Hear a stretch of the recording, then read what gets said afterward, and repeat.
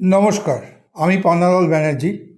এখানে আমরা রিচ হওয়ার টিপস দিই না, আমরা মানি নিয়ে সত্যি কথা বলি।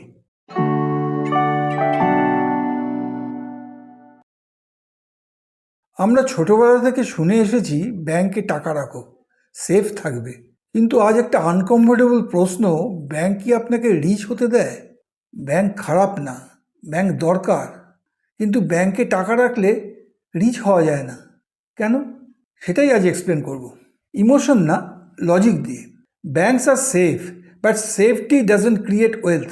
ধরুন আপনি স্যালারি পান, স্যালারি সরাসরি ব্যাংকে যায়, মান্থ শেষে কিছু সেভিং থাকে, ব্যাংকেই পড়ে থাকে, আপনার মনে piece, money safe. But years pass, balance বাড়ে, বাট লাইফ খুব চেঞ্জ হয় না। এটাই মিডল ক্লাস কনফিউশন। আমি তো সেভিং করছি, তবু রিচ হচ্ছি না কেন? প্রথম ট্রুথ বুঝতে হবে, ব্যাংকের কাজ আপনাকে রিচ করা নয়। ব্যাংকের কাজ মানি সেফ রাখা, ট্রানজ্যাকশন সহজ করা, লোন দেওয়া, লিকুইডিটি দেওয়া। ব্যাংক সিকিউরিটি দেয়, গ্রোথ দেয় না। Banks are design for safety, not wealth creation.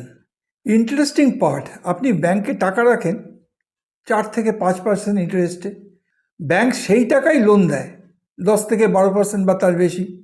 ডিফারেন্সটা ব্যাংক রাখে, মানি আপনার, গ্রোথ ব্যাংকের। The bank use your money to grow itself. Inflation average ধরুন 6 থেকে 7%, সেভিংস অ্যাকাউন্ট রিটার্ন 3 থেকে 4%। ম্যাথ সিম্পল, আপনার মানি সেফ আছে, বাট পারচেসিং পাওয়ার কমছে। ব্যাংকে টাকা রাখলে আপনি স্লোলি পুয়ার হচ্ছেন না, বাট রিচারও হচ্ছেন না। একজন মানুষ 20 বছর ধরে ব্যাংকে সেভিং করে, FD renew, RD complete, amount বড় লাগছে, but house expensive, education expensive, health care expensive. Money grow করছে, লাইফ ফাস্টার গ্রো করছে। এখন ক্লিয়ার করি, আমি বলছি না ব্যাংক খারাপ, ব্যাংক দরকার। Emergency fund, short term needs, monthly expenses, mental peace. But bank destination না, ব্যাংক পার্কিং প্লেস, জার্নির নেক্সট স্টেপ লাগে। Banks are parking lot, not the finishing line. 3 simple rules. 1. Emergency fund, bank. 2. Short-term goal, bank, FD. 3. Long-term wealth, investing, not bank. ব্যাংকে সব টাকা রাখলে piece থাকবে, but future limited থাকবে। Bank আপনাকে safe রাখে, ডিসিশন আপনাকে রিচ করে। দুটো আলাদা করতে পারলেই মিডল ক্লাস গেম চেঞ্জ হয়।